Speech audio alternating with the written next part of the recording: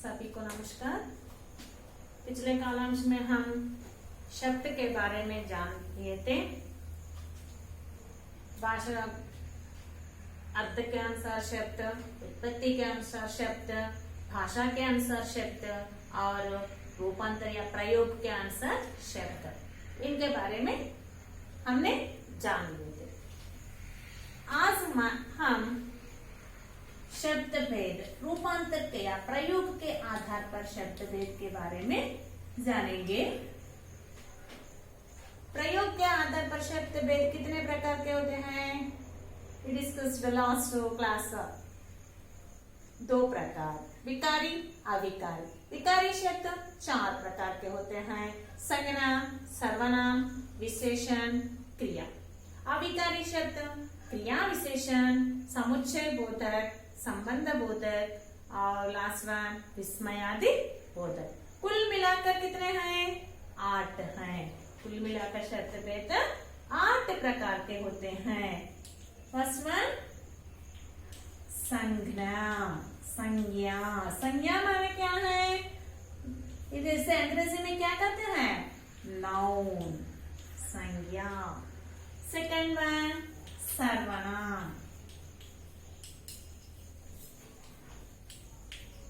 Pronoun. Third one विशेषण, adjective. इसे अंग्रेजी में क्या कहते हैं? एडजेक्टिव। नेक्स्ट चौथा क्रिया, इसे अंग्रेजी में वर्ब कहते हैं। फिफ्थ वन क्रिया विशेषण, एडवर्ब। सिक्स्थ वन समुच्चय बोधक,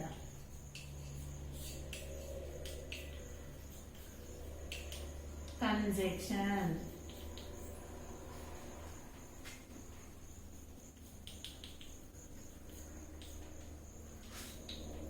संबंध बोधक,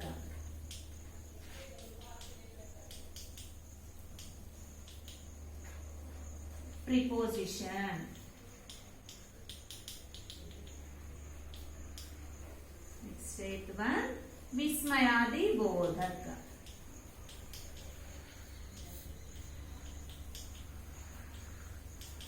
इंटरजेक्शन।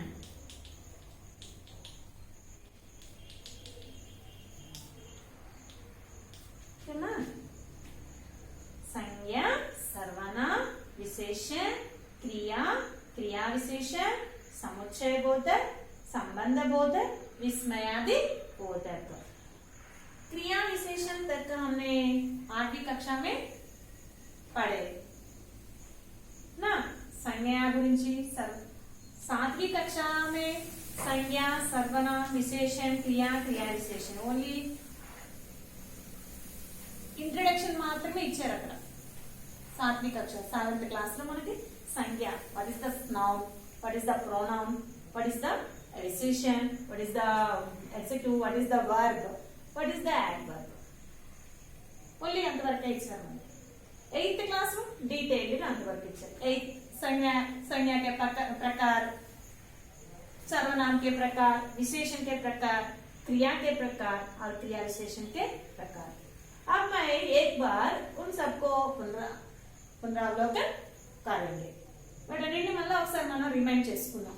ఇప్పుడు 2-3 मंथ्स బ్యాక్ కదా మనం చదివాం, ఒకసారి మొత్తం మళ్ళీ మనం రిమైండ్ చేసుకుందాం। आज इस कक्षा में हम संज्ञा और इसके प्रकार के बारे में पढ़ेंगे। ओके, संज्ञा। फर्स्ट वन संज्ञा। संज्ञा किसे कहते हैं? किसी व्यक्ति, वस्तु या जगह के नाम को संज्ञा कहते हैं।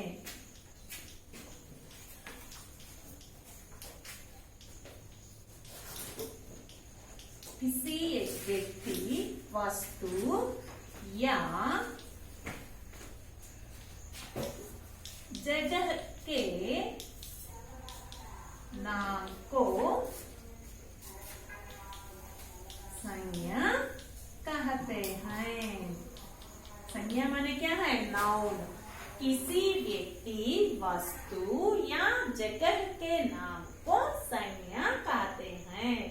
ఏదైనా ఒక వ్యక్తి కానీ, పర్టికులర్ ఒక వ్యక్తి గురించి కానీ, లేదా ఒక వస్తువు యొక్క కానీ, ఒక ప్లేస్ యొక్క కానీ పేరును తెలిపితే అది సంజ్ఞ అంటారు. ఓకే, एग्जाम्पल उदाहरण के लिए सीता, कलम,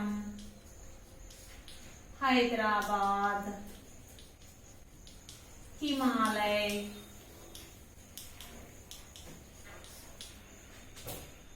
आदमी, ये सब संज्ञा शब्द है।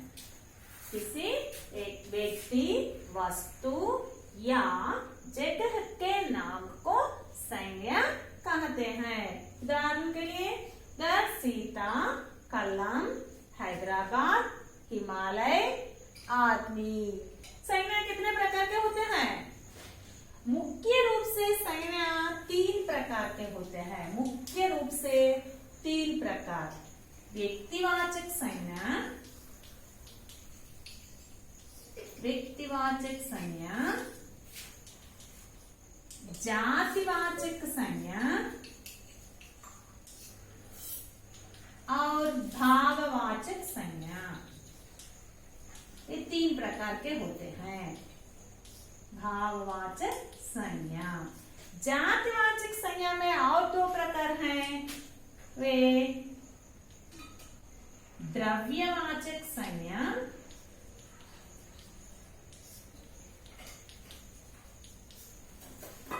और समुदायवाचक या समूहवाचक संज्ञा।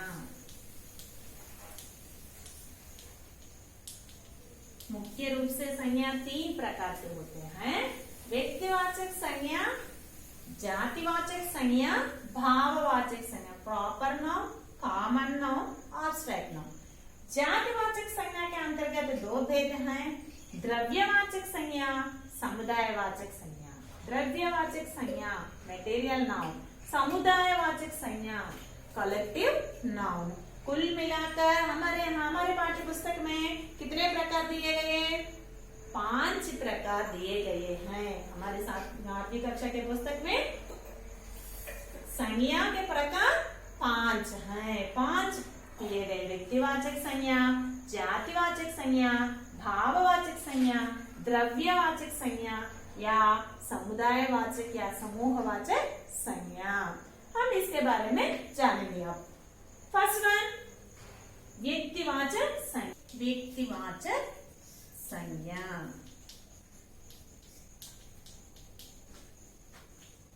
इसे अंग्रेजी में क्या कहते हैं? Proper noun. प्रॉपर नाउन किसी एक विशेष व्यक्ति, वस्तु या जगह के नाम को व्यक्तिवाचक संज्ञा कहते हैं। किसी एक विशेष व्यक्ति, पर्टिकुलर पलाना व्यक्ति లేదా వ్యక్తి పేరు, నెక్స్ట్ विशेष व्यक्ति, वस्तु या जगह के नाम को व्यक्तिवाचक संज्ञा प्रॉपर नाउन कहते हैं। किसी एक विशेष व्यक्ति, वस्तु या जगह के नाम को संज्ञा कहते, व्यक्तिवाचक संज्ञा कहते हैं।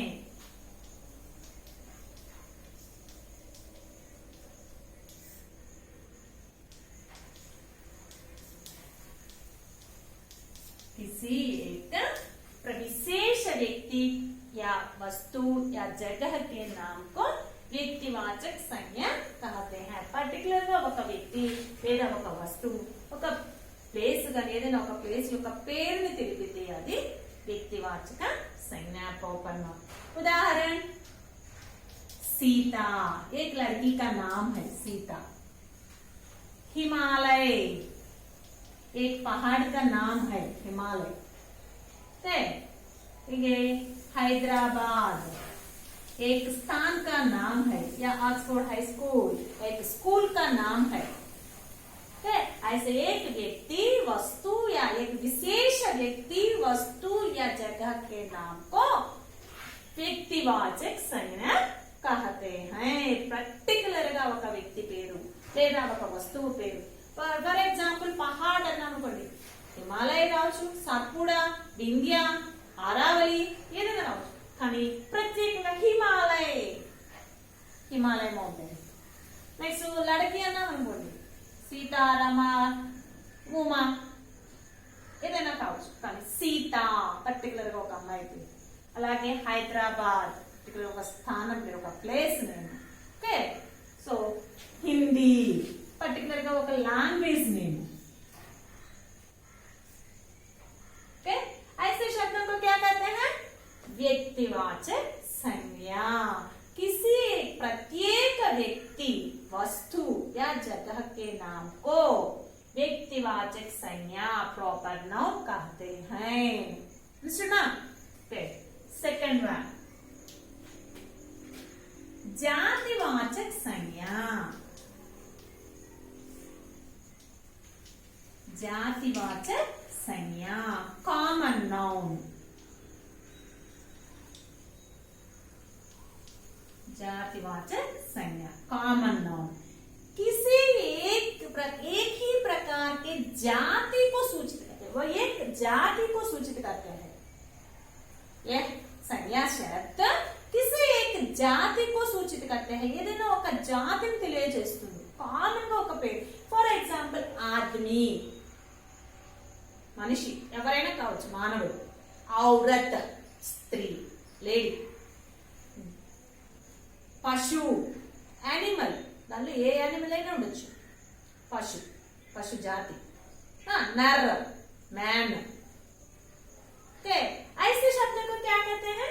जातिवाचक संज्ञा. किसी जो संज्ञा शब्द किसी एक जाति को सूचित करता है उसे जातिवाचक संज्ञा कहते हैं. Right now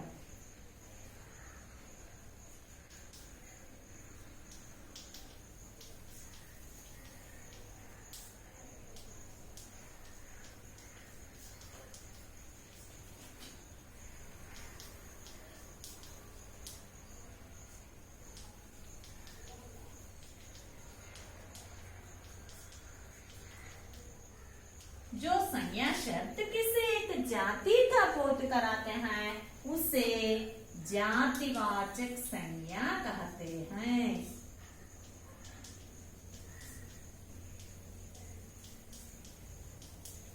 okay? उदाहरण, फॉर एग्जाम्पल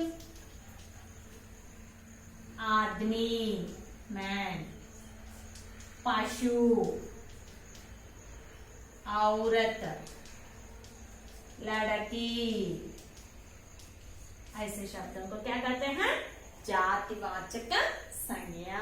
जो संज्ञा शब्द किसी एक जाति को सूचित करता है, किसी एक जाति का बोध कराते हैं, ऐसे शब्दों को जातिवाचक संज्ञा कहते हैं.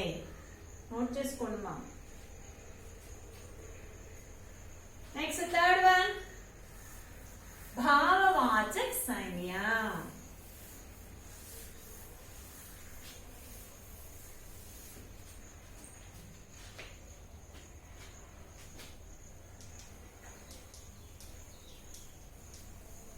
भाववाचक संज्ञा. भाववाचक संज्ञा मीन्स ना, इसे अंग्रेजी में ऑब्स्ट्रैक्ट नाउन कहते हैं.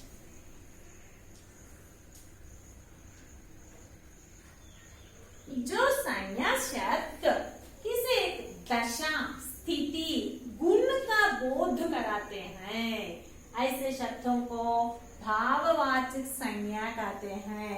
भाववाचक संज्ञा को हम देख नहीं सकते, स्पर्श नहीं कर सकते. వీటిని మనం చూడలేము, అలాగే టచ్ కూడా చేయలేము.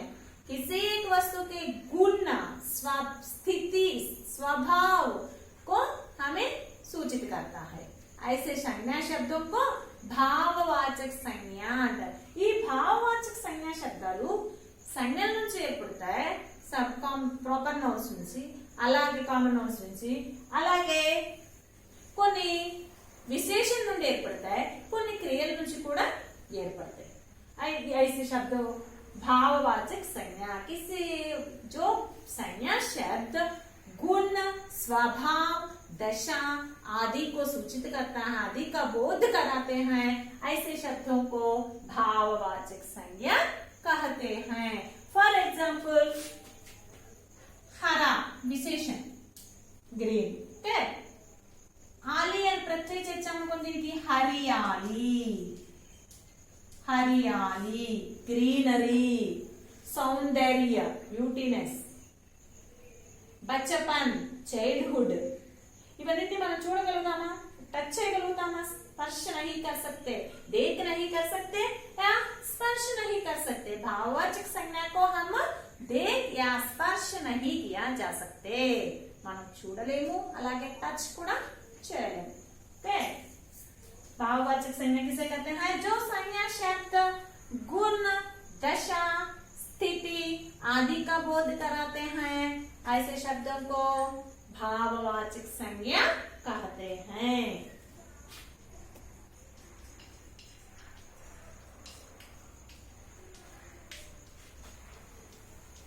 गुण स्वभाव दशा आदि का बोध कराते हैं,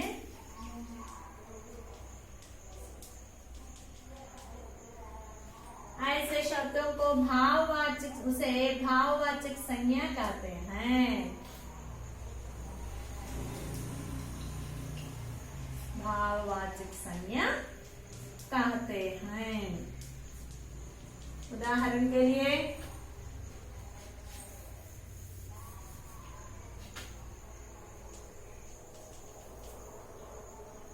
मिठास, स्वीटनेस, और बच्चपन, चाइल्डहुड, हरियाली, ग्रीनरी, ये सब भाववाचक संज्ञाएं हैं. इसे हम देख या स्पर्श नहीं किया जा सकते. नेक्स्ट फोर्थ वन, द्रव्यवाचक संज्ञा.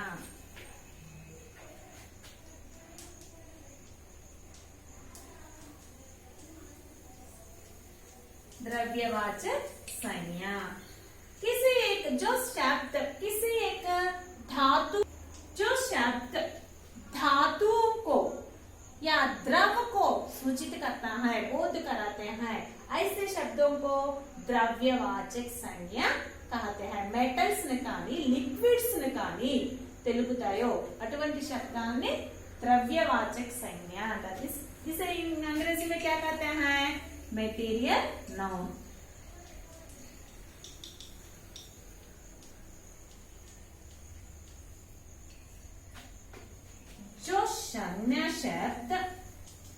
जो संज्ञा शब्द धातु और द्रव पदार्थों को सूचित करता है या पदार्थों का बोध कराते हैं,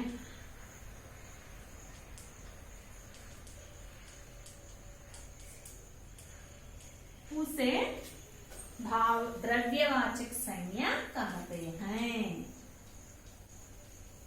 उसे द्रव्यवाचक संज्ञा कहते हैं.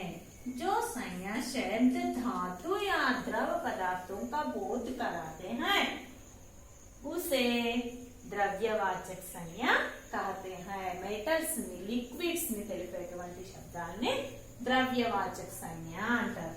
उदाहरण के लिए पानी, जल, वाटर. नेक्स्ट दूध, मिल्क, लिक्विड्स. नेक्स्ट सोना, गोल्ड, मेटल, चांदी, सिल्वर, मेटल है కదా. లిక్విడ్స్ ని కానీ మెటల్స్ ని కానీ తెలిపేటువంటి శబ్దాన్ని ద్రవ్యవాచక సంజ్ఞ అని పిలుస్తారు. Material noun. లాస్ట్ వన్ సముదాయవాచక సంజ్ఞ.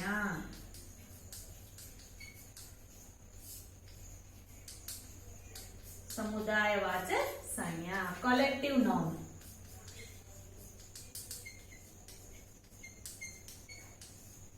कलेक्टिव नाउन एक ही प्रकार के समुदाय को संज्ञा, एक ही पदार्थ को, एक पदार्थ के समुदाय को सूचित करता है. फॉर एग्जाम्पल कक्षा, जो संज्ञा शब्द किसी एक समुदाय को सूचित करता है उसे समुदायवाचक संज्ञा कहते हैं. అంటే ఏదైనా ఒక గ్రూప్ ని తెలుపుతుంది. ఫర్ ఎగ్జాంపుల్ సేన, సోల్జర్స్ అందరినీ కలిపితే ఆర్మీ, సైన్యం.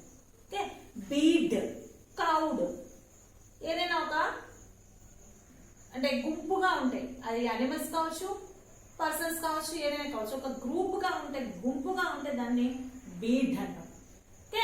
ऐसे कक्षा, सभी छात्र बैठने एक जगह में बैठते हैं, इसे कक्षा कहते हैं. जो संज्ञा शब्द किसी एक समूह को या समुदाय को सूचित करता है या बोध करते हैं, ऐसे शब्दों को समुदायवाचक संज्ञा कहते हैं. ये संज्ञा शब्द పర్టికులర్ ఒక గ్రూప్ ని తెలియజేస్తుందో, ఒకే రకానికి చెందిన, ఒకే జాతికి చెందిన వ్యక్తి గ్రూప్ ని తెలియజేస్తుందో అటువంటి దాన్ని సముదాయవాచక సంజ్ఞ అంటారు. जो संज्ञा शब्द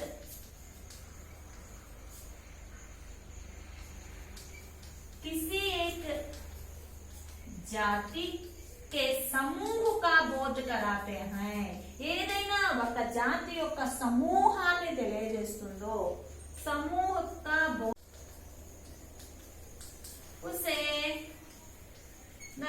समूह समुदायवाचक संज्ञा कहते हैं. समुदायवाचक संज्ञा कहते हैं. उदाहरण के लिए सेना, बीड, कक्षा आदि समुदायवाचक संज्ञाएं. संज्ञा किसी एक वस्तु, व्यक्ति या जगह के नाम को संज्ञा कहते हैं. संज्ञा कितने प्रकार के होते हैं? मुख्य रूप से 3 है हमारे यहाँ. जाति, व्यक्तिवाचक, जातिवाचक, भाववाचक. जातिवाचक के अंतर्गत 2 ही भेद हैं, वे हैं द्रव्यवाचक और समुदायवाचक संज्ञा. कुल मिलाकर संज्ञा कितने प्रकार के होते हैं? 5 प्रकार के होते हैं. फर्स्ट वन व्यक्तिवाचक संज्ञा, प्रॉपर नाउन, किसी एक प्रत्येक व्यक्ति, वस्तु या जगह के नाम को व्यक्तिवाचक संज्ञा कहते हैं.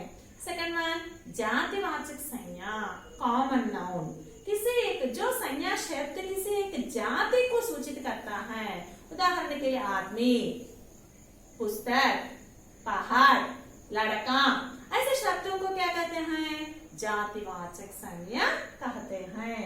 नेक्स्ट वन भाववाचक संज्ञा, जो संज्ञा शब्द गुण, स्वभाव, दशा का बोध कराते हैं, ऐसे शब्दों को भाववाचक संज्ञा कहते हैं. उनको हम देख या स्पर्श नहीं कर सकते हैं. उदाहरण हरियाली, मिठास, बचपन, सौंदर्य आदि ये सब भाववाचक संज्ञाएं हैं. और फोर्थ वन द्रव्यवाचक संज्ञा, जो संज्ञा शब्द धातु या द्रव पदार्थों का बोध कराते हैं, उसे द्रव्यवाचक संज्ञा, मेटीरियल नाउन कहते हैं. लिक्विड्स, मेटल्स नि तेलुपुतुंदी. ओके, उदाहरण पानी, दूध, सोना, चांदी, ऐसा द्रव्यवाचक संज्ञाएं हैं. और समुदायवाचक संज्ञा, कलेक्टिव नाउन, जो संज्ञा शब्द किसी एक जाति का समूह को सूचित करता है, बोध कराते हैं, ఏదైనా ఒక జాతి యొక్క గ్రూప్ ని తెలుపుతుంది. ऐसे शब्दों को समुदायवाचक संज्ञा कहते हैं। उदाहरण सेना, बीट, कक्षा आदि ये सब समुदायवाचक संज्ञाएं हैं। क्या मैम अंडरस्टूड? అర్థమైంది కదా? ఇవన్నీ చక్కగా నోట్ చేసుకొని ప్రాక్టీస్ చేసుకోండి. ఈ టెక్స్ట్ బుక్ ఉంది కదా, లాస్ట్ ఈ టెక్స్ట్ బుక్స్, ఆ టెక్స్ట్ బుక్ ఏదో ఒక లెసన్ తీసి సంజ్ఞాకి అండర్లైన్ చేసుకోవటం. ఆ సంజ్ఞ किस प्रकार का है, ఎలాంటి సంజ్ఞ అది, వ్యక్తివాచక, జాతివాచక, భావవాచక, అలా నోట్ చేసుకున్నాను అనుకున్నప్పుడు మీకు ఈజీగా అర్థమైపోతుంది, వస్తుంది. ఓకే, ఇంతవరకు అర్థమైంది కదా? నెక్స్ట్ క్లాస్లో మనం సర్వనామం గురించి తెలుసుకుందాం. ఓకే, ధన్యవాదాలు.